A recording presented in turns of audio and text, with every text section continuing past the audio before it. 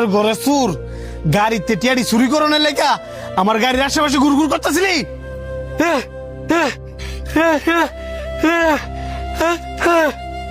ওমা সুরে দিয়ে আবার মায়ের খাওয়াতে বাসনের লেখা বুবার অভিনয় করে। তোর গাড়ির টাকা চুরি করছে কিনা তুই আগে আর চেক করস না? ঠিক কইছস।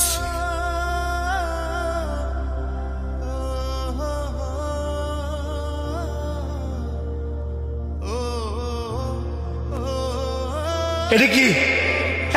কি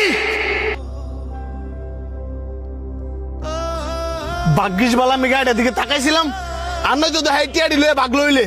আর কত বড় সাহস, গাড়ির ভিতরে টিয়াড়ি পকড় লয়ে লইছে। আবার দেওস না কত সুন্দর প্রতিবন্ধীর বাবু ধরছে।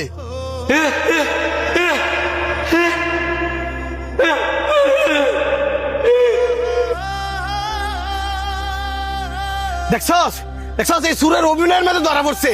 হ্যাঁ একবার কিন্তু নিছি আর একবার কিন্তু নিছি না। ক কত টিয়াগুলা কেন চুরি করছস? ক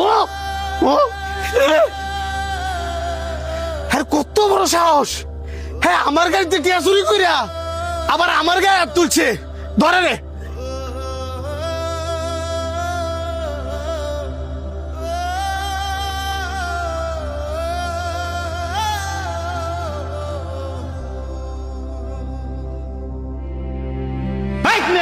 কেউ কি না জানলে মারা উচিত? না জানি মারছি মানে সুরের হয়ে সাফাই গাইতে নেছেন। এই মেয়ে আপনি না জানেন না যে কি করছে? আমি সবই জানি। হাই কোনো টেয়া চুরি করছে না, উল্টা হ্যাঁ আপনার টেরা সেভ করছে।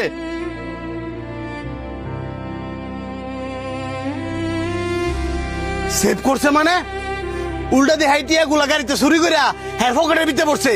আমি তো এই টিয়া গুলা হেয়ার পকেটে দিয়ে পাইলাম। হেয়ার পকেট তুই তো পাইবেন। সুরের ল কারাকারি করিয়া সুরের তেটিয়া দিলে হেয়ার পকেটে রাখছে আপনার ফেরত দুনের লাগিয়া। আর এতক্ষণ আপনার অপেক্ষা করতেছিল।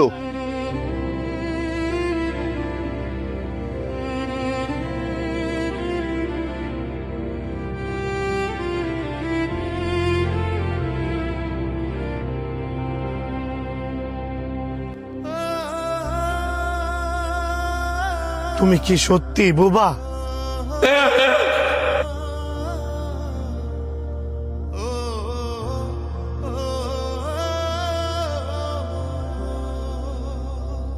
কেউ রে দোষারোপ করার আগে বালা করে যাচাই বাছাই করা উচিত যে আসলে সে দোষী কিনা। আর আপনারা তো মিয়া বড় লোক, সবসময় টেয়ার গরম থাকেন। চোখকে দেখলেও চোখের মধ্যে কালা পর্দা ফেলায় রাখেন।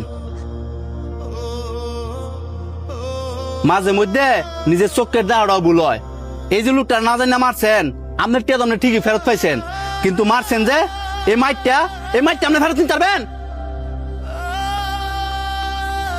এই যে লোকটা একজন বাক প্রতিবন্ধী, আপনারা দুজন যে ওনারা মারছেন, এই লোকে যদি আপনাদের মাফ না করে, আপনারা জানেন স্বয়ং আল্লাহ আপনাদের মাফ করতো না?